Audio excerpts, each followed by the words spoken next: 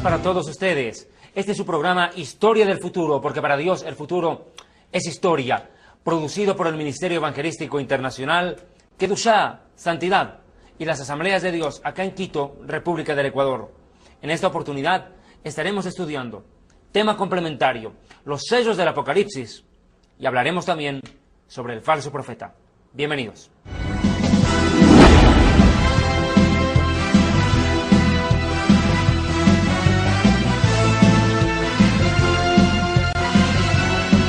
Bien, para comenzar nada más ya este estudio fascinante sobre la profecía bíblica, yo les quiero pedir un favor con el más debido de los respetos. En principio, tomen su Biblia, bolígrafo y papel, pero también les ruego encarecidamente que tengan la amabilidad de guardar silencio, de aprovechar al máximo esta enseñanza. Desgraciadamente a veces la charla perturba la enseñanza. Aprovechen al máximo estas enseñanzas que el Ministerio Evangelístico Internacional, Kedushá, Santidad y el programa Historia del Futuro, porque para Dios el futuro es historia, ponen a su disposición amigos directos en toda Iberoamérica. Apocalipsis 6, versículos 5 en adelante, tengan la amabilidad. Cuando abrió el tercer sello, oí al tercer ser viviente que decía, ven, y miré, y vi un caballo negro. El que lo montaba tenía una balanza en la mano, y oí una voz de en medio de los 4 seres vivientes que decía, 2 libras de trigo por 1 denario, y 6 libras de cebada por 1 denario, pero no dañes el aceite ni el vino. Como habíamos visto en los programas precedentes, la tribulación tendrá en principio un acuerdo de paz y seguridad con el anticristo a la cabeza de Israel, con el mundo árabe y el pueblo palestino, con mediación de la Unión Europea, por 7 años.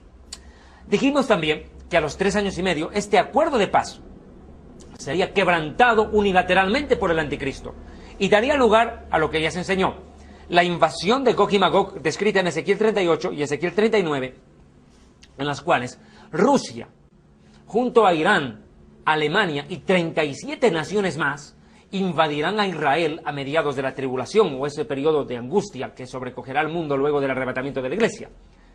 Pero como consecuencia directa de la guerra ocurre este tercer sello del Apocalipsis. Ustedes notarán directamente alusión al hambre. La hambruna en la tierra va a ser terrible. Hoy en día, la OMS, Organización Mundial para la Salud, ha publicado en este tiempo datos estadísticos escalofriantes sobre la hambruna. Se dice que hasta el año 2010, escuche bien, hasta el año 2010, 1.000 millones de personas estarán viviendo en la pobreza absoluta, prácticamente en la mendicidad. Escuche bien, 1.000 millones de habitantes, el equivalente prácticamente a toda la población de la China, estarán viviendo en la mendicidad, ni siquiera en la pobreza, y sin tener la más mínima opción de alcanzar a abastecerse de alimentos. Las guerras coadyuvarán a ello. Obviamente, después de las guerras, las hambrunas son la secuela, es el resultado. Otra cosa no se puede esperar después de una guerra. Una hambruna y una carencia de alimentos fatídica para la humanidad. Pero más allá de eso, ¿quiere que le diga algo? Hoy en día ya, el África, y las imágenes que estamos viendo de fondo lo corroboran, el África realmente es un dolor de cabeza para el mundo. Un quebrantamiento de corazón para la humanidad, ver niños de 3, de 4 años que no tienen posibilidades de sobrevivir. El índice de mortalidad infantil por falta de alimentos es algo aterrador en este planeta. Es algo que parte el alma definitivamente. Estas imágenes que ustedes están viendo en este momento creo que hablan por sí mismas para describir cómo se está viviendo en el África, en algunos países del Asia. Es realmente una cosa escalofriante, es horroroso lo que se está viviendo en el mundo hoy. Pero quiere que le diga algo también importante. Mire que lo que le diré es bien serio, escuche por favor. En algunos países del África, ¿sabe qué está haciendo la humanidad para alimentarse? Esto es increíble. Están desenterrando cadáveres recién enterrados para comérselos. Hay países en el África, como en Sudán, por ejemplo, donde comer una rata, escuche bien, comer una rata es un alimento lujoso. Dele gracias a Dios, usted que me mira del otro lado de la cámara, porque Dios le provee a usted el alimento y el sustento. Tal vez usted no tenga todo lo que quiera ni lo que necesite, pero Dios en su misericordia no les hace faltar el pan. Hay muchas razones por las cuales darle gracias a Dios, y una de ellas es por tener el sustento y el abrigo necesarios para subsistir día a día en este planeta, donde cada día la vida se pone más dura. Amados hermanos, amigos de Iberoamérica, como director de este programa Historia del Futuro, mi deber es decirles, prepárense, porque el Mesías está a punto de recoger a la iglesia. Y cuando eso ocurra, después del arrebatamiento de la iglesia, es algo que no tiene parangón de descripción, ni de imaginación. Es triste ver a la humanidad sumida en el canibalismo, en la desgracia y en la barbarie para poder alimentarse. Mire, este versículo 6 de Apocalipsis 6 dice: oí una voz en medio de los 4 seres vivientes que decía: 2 libras de trigo por un denario, 6 libras de trigo, de cebada, por un denario. Todo aumenta de precio. Se duplican los precios. La escasez de alimentos es terrible. Y tocaremos también esto más adelante. Mire, no solo habrá una escasez de alimentos. Hoy en día uno de los verdaderos problemas con los cuales está afrontando la humanidad es la escasez de agua potable. Escuchen bien. Las guerras futuras, entre otras cosas, van a tener como consecuencia, como motivo, obtener la mayor cantidad de agua potable posible. Los países están viendo en peligro la subsistencia debido a la escasez del líquido elemento. Acá los alimentos se duplican de precio. La humanidad queda prácticamente sumergida en la desesperación. No hay dinero suficiente para poder comprar lo que se necesita. Primero, que no hay dinero. Y segundo, que no hay qué comer. La humanidad queda entre la espada y la pared, acogotada. Pero tome otro detalle, por favor. La parte final del verso 6 de Apocalipsis 6 dice: pero no dañes ni el aceite ni el vino.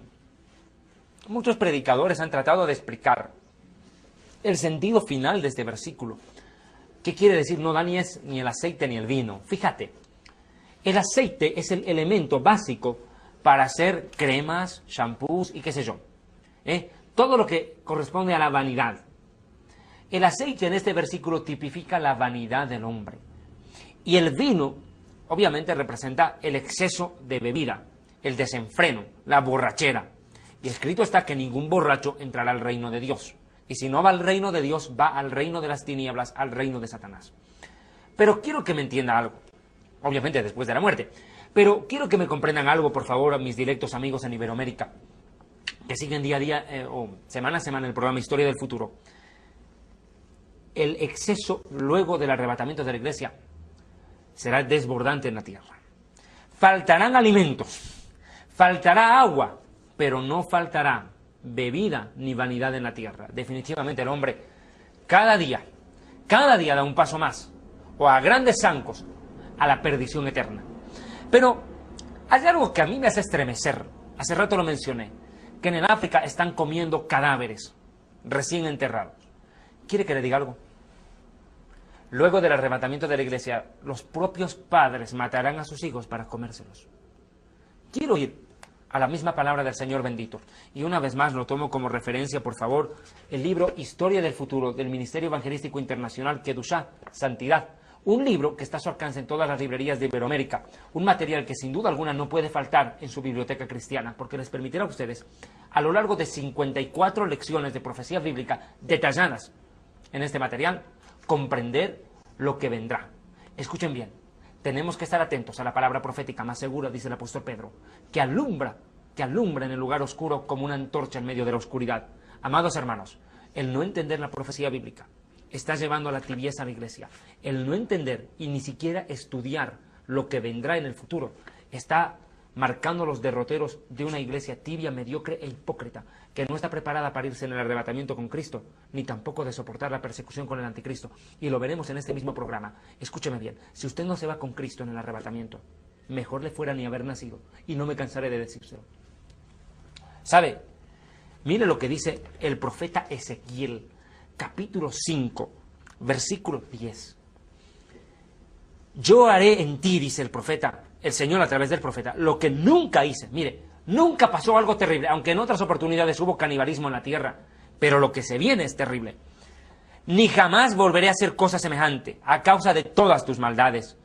Por eso, dice Ezequiel 5:10, los padres comerán a sus hijos en medio de ti, y los hijos se comerán a sus padres. Haré en ti juicios, y esparciré a todos los vientos lo que quede de ti. ¡Qué impresionante profecía! Los mismos padres comerán a sus hijos, y los hijos se tendrán que comer a sus propios padres. Una verdadera desgracia. Pero lo dije, esto no solamente está en el futuro, descrito por la Biblia, sino que la misma Biblia, que es un libro eterno, que desglosa el pasado, el presente y el futuro y la eternidad, también cuenta que en la época pasada esta desgracia ya ocurrió. ¿A quiénes? A nosotros los judíos. Nos tocó vivirlo en carne propia, en diversas oportunidades, no solo una vez. Y quiero decirlo claro, para aquellos que niegan el holocausto en Europa, donde 6 millones de judíos y otras razas y pueblos más perecieron, no perecieron o se fueron afectados, creo que es la palabra más clara, gitanos también, que fueron víctimas de la horrenda persecución de Adolfo Hitler, en los campos de concentración, la comida era carne humana, en muchos casos. Eso ni la mejor de las películas, entre comillas, mejor, lista de Schindler u otras, lograron plasmar, porque eso no se puede describir. El horror de la Segunda Guerra Mundial, escúchame bien, quedará pequeño con relación a la gran desgracia que se avecina a la humanidad en la Tercera Guerra Mundial. Ahí no solo serán 6 millones los que mueran, serán millones de millones, y es más, me anticipo. La Escritura anuncia, la palabra del eterno y bendito Rey del universo, que permanece para siempre, anuncia que al final de la tribulación, de esos 7 años de angustia en la tierra, luego del arrebatamiento de la iglesia, y digo bien, luego del arrebatamiento de la iglesia, 2/3 partes de la humanidad habrán desaparecido. El planeta quedará casi despoblado con tanta mortandad. Pero miren, les decía yo, comer carne humana en tiempo de sufrimiento no es algo solamente del futuro. Ya la Biblia recuerda y hace reminiscencia a este acontecimiento en el pasado. Segunda de Reyes, capítulo 6, versículos 26 al 30, describe algo impresionante. Mire lo que dice la Escritura. Verso 26. Y pasando el rey de Israel por el muro, una mujer le gritó: «Rey, Señor mío, ayúdame».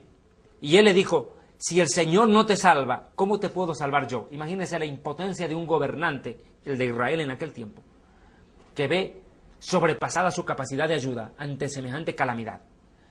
«Del granero, del lagar, ¿de dónde puedo sacar comida para darte?», le dice a una mujer que le gritó, pidiéndole auxilio por falta de alimentos. Verso 28. Y el rey de Israel respondió: «¿Qué tienes?», le dijo, «¿qué es lo que te pasa?».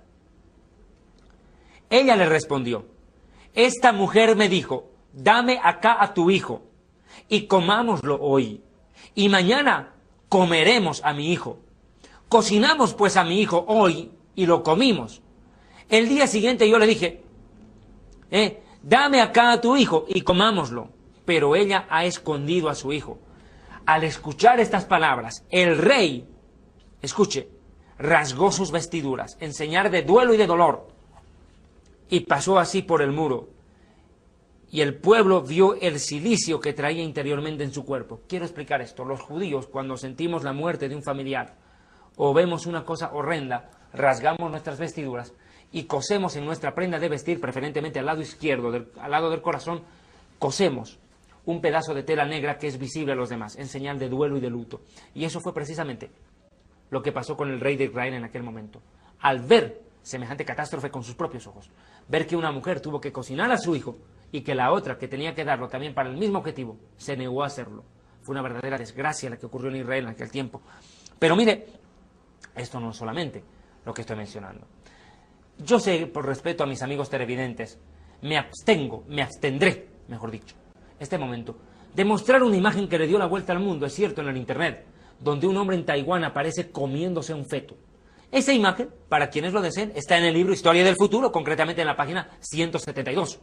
Pero yo, por el respeto a mis amigos televidentes, porque sé también que hay niños que están viendo este programa, para la gloria de Dios, me abstendré de mostrar esta imagen. Si quiere verla, tendrá que verlo en el libro o consultar por el internet. Pero, mis amigos, lo que está pasando en Taiwán, encontraron un supermercado de carne humana clandestino. Y mire que lo estoy hablando de Taiwán, no le estoy hablando del África, le estoy hablando de un país de primer mundo, con toda la tecnología a su disposición y con toda la riqueza económica en sus manos, que no necesitaría hacer esto. Para que vea, la depravación y la maldad del hombre no conoce rango social ni estatus económico. Pero esta catástrofe no termina ahí. Jeremías capítulo 19, verso 9 dice: les haré comer la carne de sus hijos y la carne de sus hijas. Cada uno tendrá que comer la carne de su propio amigo, en el asedio y en el apuro con que los angustiarán sus enemigos y los que busquen asesinarlos. ¡Qué horroroso! Bien dijo el profeta Jeremías en el capítulo 30, verso 7, cuán grande es aquel tiempo, tiempo de angustia para Jacob, es decir, para Israel. Lo que se avecina es un tiempo que para nosotros los judíos será el más trágico y desastroso de toda nuestra historia. Pero no solo Israel tendrá que sufrir. Sufrirán todas las naciones del mundo. Una hambruna y una desgracia, una calamidad jamás antes vista. Tanto que el Mesías Yeshua dijo: serán días de gran sufrimiento en la tierra, como nunca antes los hubo ni los volverá a ver. Y si aquellos días no son acortados, nadie sobreviviría. La vida de la humanidad, la existencia, mejor dicho, la sobrevivencia de la especie humana estarán en peligro en los días futuros. Pero mire, Isaías capítulo 9, verso 20, dice la Escritura, complementando esto: cada uno come la mano derecha y tiene hambre, come a la izquierda y no se llena, cada cual come la carne de su propio prójimo. Isaías describiendo lo que vendrá. Pero mire, Yeshua dijo en Mateo 24, verso 7, se levantará nación contra nación y reino contra reino. Habrán enfermedades y habrán hambrunas en diferentes lugares. Las hambrunas no son propias del África. Hoy en Iberoamérica, países como Haití y mi natal Bolivia están viviendo un tiempo de muy difícil situación. La mortalidad infantil, la carencia de alimentos, la desnutrición, están haciendo presa, como en Haití, de más del 65% de su población en Latinoamérica. Realmente es triste el cuadro que nos toca ver ante nuestros propios ojos. Y lo más triste es decir que este solamente es el principio de lo que vendrá. Por eso, mis amados amigos y hermanos, este es el tiempo en el cual buscar a Dios es imprescindible para poder escapar de las cosas que vendrán. Israel y las naciones tendrán que soportar una persecución horrenda, un sufrimiento indescriptible. Pero la iglesia escapará antes que todo esto comience, o mejor dicho, antes que esto se agrave. El Mesías está viniendo por nosotros. Como hemos venido estudiando a lo largo de este programa, haría describir el libro de Lamentaciones, capítulo 1, verso 11, citar este pasaje para complementar a lo que venimos enseñando. Dice el profeta Jeremías, que es el escritor del libro de Lamentaciones: todo su pueblo buscó gimiendo el pan por la comida, y para seguir viviendo dieron todas sus cosas preciosas. Mira, Señor, cuán abatido me siento, dice el profeta Jeremías al describir la calamidad del tiempo futuro. La gente, para seguir viviendo, será capaz de cambiar una casa, un automóvil, por un pedazo de pan. ¿Puede entenderlo, querido? Por un pedazo de pan, por un mendrugo de pan, la gente será capaz de entregar su casa, su automóvil, un edificio o lo que sea. Dice que para seguir viviendo darán todas sus cosas preciosas. Se darán cuenta muy tarde, que lo material no sirve de nada. Y también se darán cuenta que no se trata de llenar solo el estómago. Es tiempo de llenar el corazón, y es tiempo de hacerlo ahora. Y el corazón solamente se puede llenar cuando nos alimentamos de la palabra bendita de Dios. Así como la comida es alimento para el estómago, la palabra de Dios es el alimento para el corazón del humano. Pocos lo entienden, pocos lo quieren entender, y los que lo entienden son bienaventurados, dice el Señor.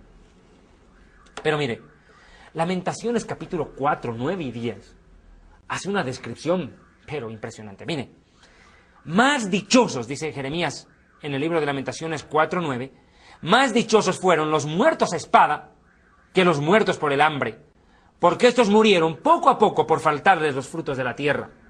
Las manos de las mujeres piadosas cocinaron a sus hijos. Mire, Las manos de las mujeres piadosas cocinaron a sus hijos. Sus propios hijos les sirvieron de comida en el desastre de la hija de mi pueblo. Dos cosas en este versículo. Las mujeres piadosas cocinan a sus hijos. Imagínense las malvadas que hoy en día también existen y son capaces de abortar y matar a sus hijos, indefensos en el vientre. Una mujer que aborta es una mujer despiadada, una mujer que aborta deliberadamente. Pero una mujer piadosa que se vea obligada a hacer eso, imagínense el grado de dolor y sufrimiento que estará viviendo la humanidad para tener que recurrir a semejante barbarie. Comerse a sus propios hijos las mujeres piadosas. Segundo detalle, el profeta Jeremías, en este pasaje habla en pasado, dice, más dichosos fueron los muertos a espada que los muertos por el hambre. Claro, es mejor morir de un disparo en la cabeza, de una vez por todas. Si vamos a morir, muramos rápido. Pero tener que morir de hambre, día a día con la zozobra de no tener que comer, de vivir lo que tuvimos que vivir los judíos en los campos de concentración nazis, donde se otorgaba un vaso de agua para una semana y se entregaba una zanahoria o un mendrugo de pan remojado en agua con aserrín para 3 días, una remolacha o una papa cruda, y verlos como un tesoro, como un manjar en semejante desgracia, quedará corto. Pero Jeremías no está hablando solamente, no está hablando en pasado, Jeremías está hablando en futuro al mismo tiempo, porque esta profecía, Jeremías, es como si la estuviera viviendo en vivo y en directo. Es triste, es desgarrador lo que se viene para la humanidad, pero le vuelvo a repetir, hay esperanza para la humanidad, hay esperanza para ti. Se abrirá muy pronto una puerta en los cielos y el Mesías Yeshua vendrá y recogerá a los suyos. Acompáñeme a Juan capítulo 14, por favor. Le ruego encarecidamente. Juan capítulo 14. Y tomamos la bendita santa palabra del Dios único y verdadero. Dice Juan 14:1. Pero después Yeshua, Jesús les dijo a sus talmidim, a sus discípulos, no se preocupen, confíen en Dios y confíen también en mí. En la casa de mi Padre, la casa del Padre está en los cielos. Hay lugar para todos ustedes. Si no fuera cierto, no les hubiera dicho que voy allá para prepararles lugar. Después de esto, vendré otra vez y los llevaré conmigo, los recogeré. La Reina Valera dice, los tomaré a mí mismo, los recogeré. Y así estaremos juntos en la casa de mi Padre. Dios tiene un plan para tu vida. Escúchame bien, hermanos y hermanas en Iberoamérica. El bendito Rey del Universo tiene un lugar preparado para ti en los cielos. La invitación está hecha para que asistas a una cena de gala en los cielos. Una cena con un lujo que tú nunca jamás pudiste imaginar. Allí hay un lugar para ti en los cielos. Prepárate. Pero a ti, que no tomas en cuenta estas palabras, tendrás que mirar desde la tierra, con tus propios ojos, el sufrimiento que se viene. Habrás querido llegar a los cielos, pero será tarde para ti. Escúchame bien. El Señor tiene un lugar para ustedes en el cielo. No rechacen esta invitación. Dios les ama y quiere que escapen de las desgracias que vendrán. Pero ahora voy a otro pasaje más. ¿Qué pasará con el dinero? ¿Será que existirá dinero en el tiempo de la tribulación, en el tiempo del anticristo, que la gente tendrá por lo menos una moneda en el bolsillo? Tendrá, pero se llevarán la sorpresa cuando lea lo siguiente. Escuchen bien. El dinero será abolido por un decreto mundial del anticristo, así como me oyen. La globalización económica de la cual tanto habla el mundo hoy en día apunta a que en un futuro cercano se cree un solo sistema económico mundial, que no haya un mercado común europeo, un mercado común norteamericano, no, un mercado común económico mundial donde el dinero dejará de existir. El billete y la moneda desaparecerán por un decreto mundial del personaje llamado el anticristo. Tendrá tanto poder el anticristo que se atreverá a ordenar al mundo por un simple decreto que tiren a la calle sus monedas y billetes, porque no les servirá para nada. Y entonces vendrá lo que estudiaremos más adelante y con más calma, un microchip que aquellos que lo reciban alcanzarán a obtener alimentos y aquellos que no tendrán que pagar con sus propias vidas, pero en salvedad alcanzarán la salvación. Pero eso lo veremos más adelante. El fin del dinero está profetizado por la Biblia. Escuche, el dinero terminará. Y eso lo digo porque el dinero dio muchos pasos a lo largo de la historia. Primero era el trueque, acuérdense, el trueque, cambiar papa por yuca en los pueblos antiguos.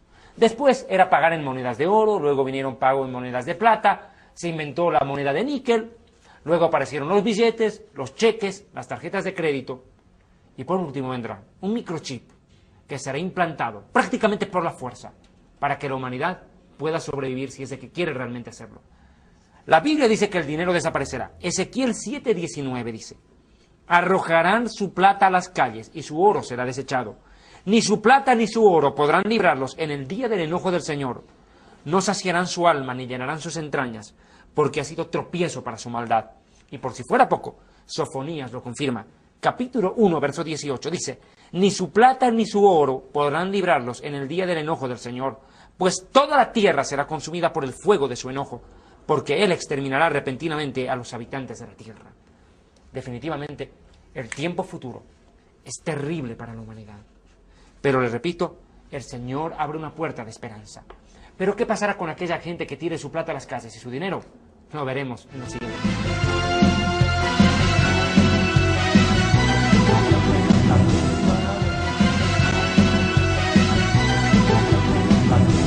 Bien, prosiguiendo con este mensaje sobre los sellos del Apocalipsis, habíamos dicho antes del corte publicitario que se desechará el billete y la moneda en el mundo entero y que se instaurará un sistema económico mundial regido con un microchip que permitirá la compra y la venta de los humanos en aquel tiempo. Para ello necesito remontarme hasta el Apocalipsis capítulo 13, versículos 16 en adelante. Hablando de uno de los personajes de los cuales hablaremos en un futuro programa, el falso profeta. Este personaje siniestro, que no es el anticristo, el falso profeta es un personaje que apoyará al anticristo.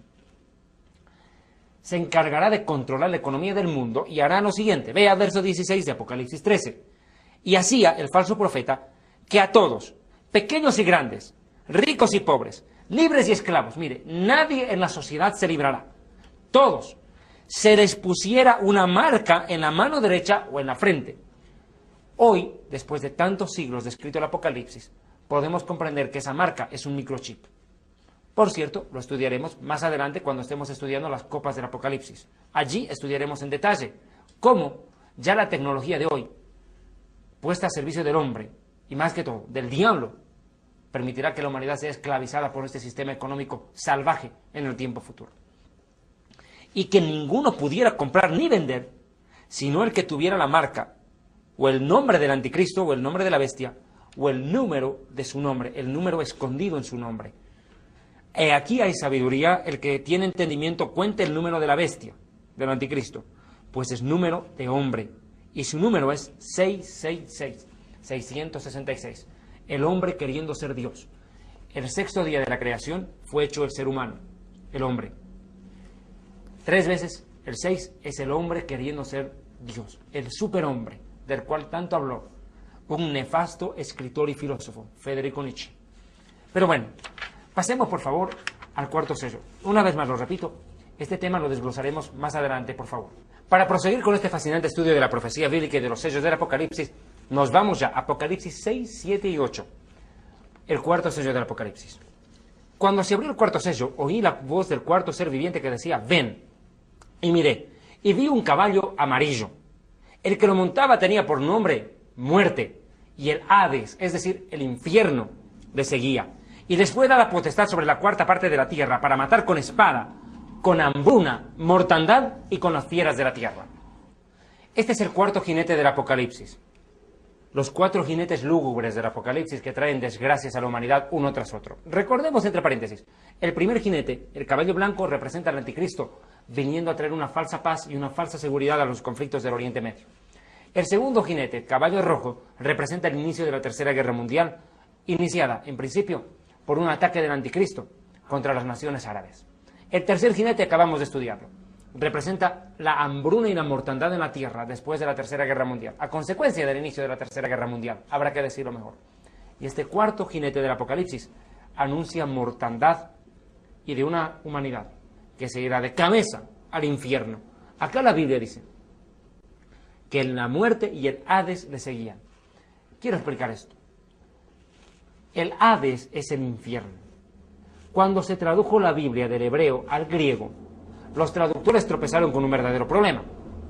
La palabra Sheol, que aparece tanto en el Antiguo Testamento, que representa la vida después de la muerte, el lugar donde van las almas, no los cuerpos, donde van las almas después de morir, no hallaba un parangón de traducción.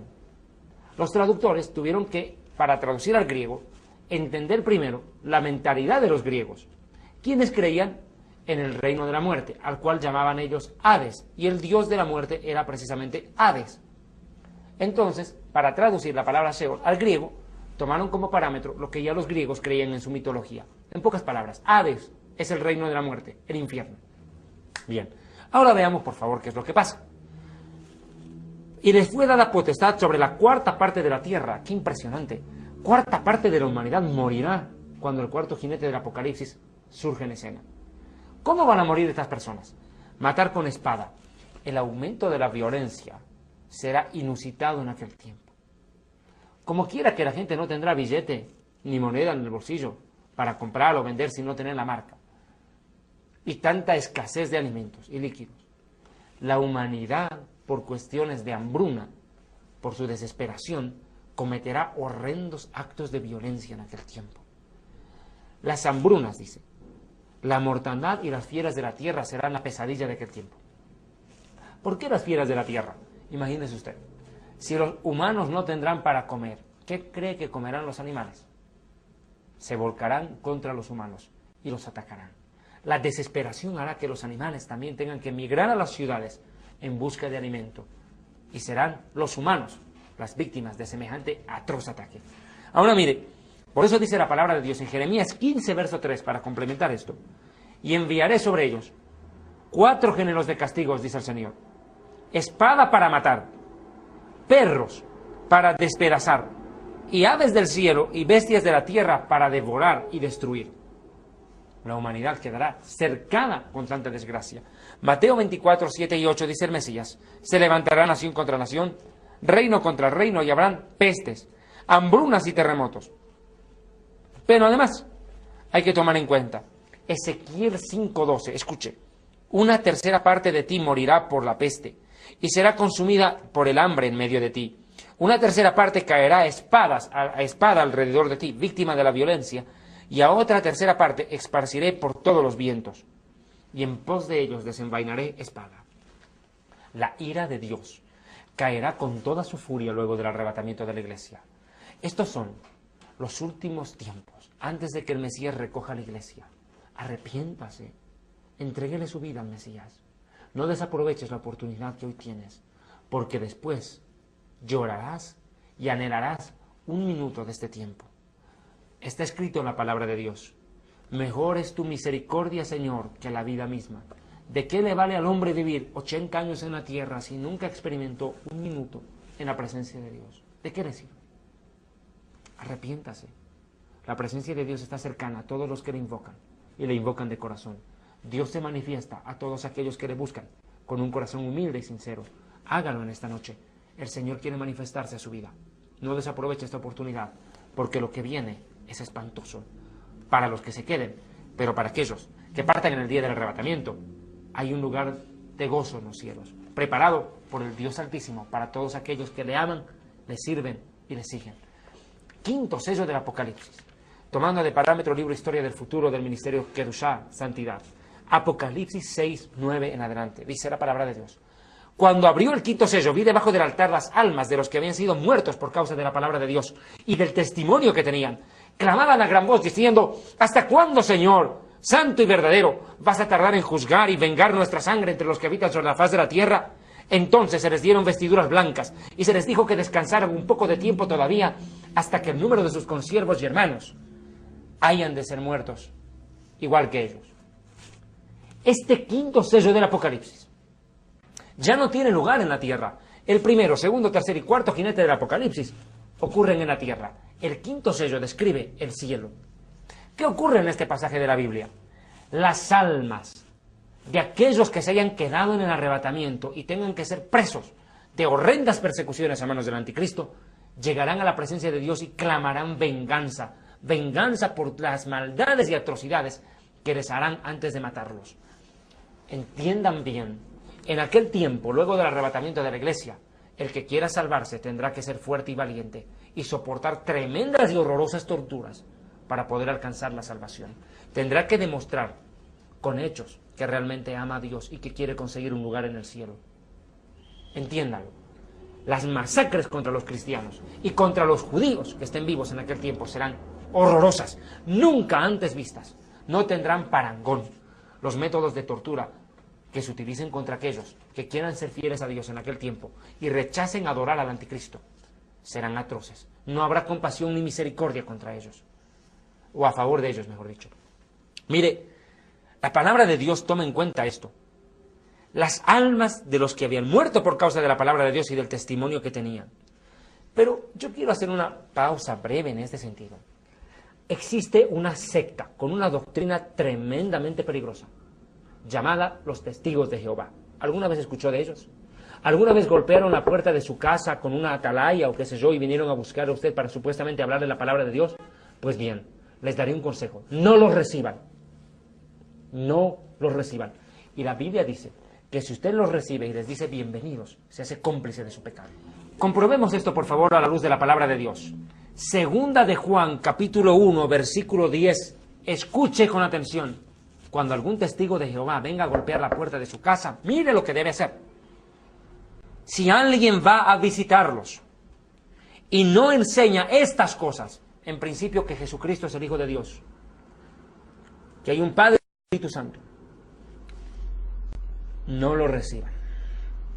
Dice, no lo reciban en su casa ni lo saluden, porque saludarlo es lo mismo que hacer lo malo que él hace. En otro lugar, en otra traducción dice, no le digan bienvenido, porque le dice bienvenido, participa de sus malas acciones, por ende, de su mismo juicio. Desgraciadamente, esta secta de los testigos de Jehová se ha dado la tarea a lo largo de todos los siglos de existencia que tiene, de tergiversar la palabra de Dios, y no han escatimado adulterar aún las traducciones más originales. Theodore Russell, el fundador de los testigos de Jehová, supuestamente un iluminado, se dio la tarea de emprender una traducción que según él consideraba fidedigna de la Biblia, de las Sagradas Escrituras.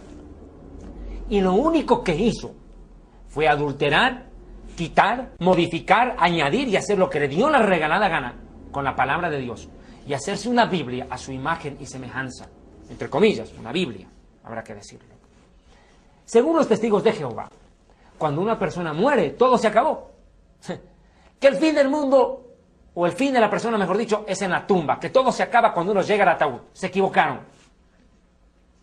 Cuando Dios creó al ser humano, lo hizo a su imagen y semejanza. ¿Pero qué quiere decir eso? ¿Que tiene ojos, manos, pies, dedos? No. Imagen y semejanza, queriditos, quiere decir capacidad para pensar, capacidad para sentir, capacidad para decidir, pero sobre todo, capacidad para vivir eternamente. La misma Biblia dice en el libro de Eclesiastés, has puesto eternidad en el corazón del hombre. El ser humano fue creado para vivir eternamente. Su paso por la tierra puede durar 10, 20, 30, 40, 60, 70, 80 años, 100 años. Ya, a lo sumo. La persona más anciana del mundo ahorita creo que tiene 115 años. ¿Y después de eso qué? Si el hombre es eterno, entonces ¿qué? Vivir 120 años u 80 años para llegar al ataúd y que acabe toda la historia es un ridículo. Escuche bien. El paso por la tierra es temporal. La tierra solo es un laboratorio donde Dios prueba los corazones. Y cuando el producto, si quiere que lo llame así, es hallado bueno, el Señor se lo lleva para el cielo. Pero cuando no da el resultado que Dios espera, es echado al basurero. Y ese basurero se llama infierno. Los testigos de Jehová dicen que no existe el infierno, que esta vida es el infierno. Vaya payasada. Si esta vida es el infierno, ¿por qué los testigos de Jehová no andan apestando a azufre y echando fuego por todo lado? Porque la Biblia dice que en el infierno hay fuego y azufre. Lo más terrible de ello, y vamos a ir al versículo en cuestión, los testigos de Jehová se agarran de un pasaje de la Biblia que lo quieren entender a su gusto y no como el Espíritu Santo enseña. Mire lo que dice Eclesiastés. Eclesiastés capítulo 9 es el caballito de batalla sobre el cual cabalgan los testigos de Jehová para supuestamente probar que la vida acaba en la tumba. Miren, verso 4 de Eclesiastés 9. No hay mucho don de elegir, aunque mientras haya vida hay esperanza, Por eso digo, dice el rey Salomón, más vale plebeyo vivo que rey muerto. Los que aún vivimos sabemos que un día habremos de morir, pero los muertos ya nada saben, ni esperan nada, y muy pronto son olvidados. Con la muerte se acaban sus amores, sus odios, pasiones y su participación en todo lo que se hace en esta vida. Exacto. Acá más bien Salomón está diciendo todo lo contrario a lo que los testigos de Jehová entienden. Según los testigos de Jehová, primero, a ver, ¿qué entienden los testigos de Jehová acá? Que los muertos nada saben, que su odio, su amor es puesto en el olvido, que no sienten nada después de la muerte, que todo acaba ahí. Entiendan. Salomón está hablando del cuerpo de una persona, del cuerpo del cadáver, pero no del alma del cadáver. El cuerpo obviamente no siente nada. Usted puede patear a un cadáver, el cadáver no se va a levantar a defenderse, querido. Pero el alma siente. La vida después de la muerte es una realidad. Miren, los testigos de Jehová entienden que todo se acaba en la tumba. Pero acá Salomón lo que está diciendo es que para el cuerpo humano todo acaba cuando llega al cajón. El cuerpo no siente, no demuestra amor, no demuestra afecto. Por eso, orar a un muerto o esperar que el muerto responda es una ridiculez. Porque el cuerpo del cadáver no puede moverse, creo que eso es más que lógico. Pero el alma siente, vive eternamente. Y es más, dicen los testigos de Jehová que Lázaro y el rico, la parábola de Lucas 16, es meramente una parábola. Como si parábola fuera lo mismo que fábula. Queriditos, el Mesías no nos vino a contar chistes. No nos vino a contar el cuento de Caperucita Roja y el lobo feroz. Las parábolas no son fábulas. Las parábolas son ilustraciones espirituales de algo real que tal vez no lo podemos ver con nuestros ojos, pero existen en el mundo espiritual. Y la vida después de la muerte existe en el mundo espiritual, no en el mundo material. Desgraciadamente, mientras las personas no mueren, parecieran que no entendieran esta verdad. Acá Apocalipsis, y vuelvo al Apocalipsis capítulo 6, demuestra que las almas después de muertas sienten. Mire, las almas claman venganza. Eclesiastés dice que los muertos nada saben, que su odio feneció, que su amor terminó. Bueno, su odio feneció. Entonces, ¿cómo es que en el Apocalipsis aparecen clamando venganza? ¿No le parece contradictorio? Claman venganza, dice, ¿hasta cuándo, Señor santo y verdadero, vas a tardar en juzgar y vengar nuestra sangre en los que habitan en la faz de la tierra? ¿Se da cuenta? No hay contradicciones en la Biblia, lo que hay es malas interpretaciones por personas que con el entendimiento entenebrecido se hacen una Biblia a su imagen y semejanza y que después ni ellos mismos las pueden explicar.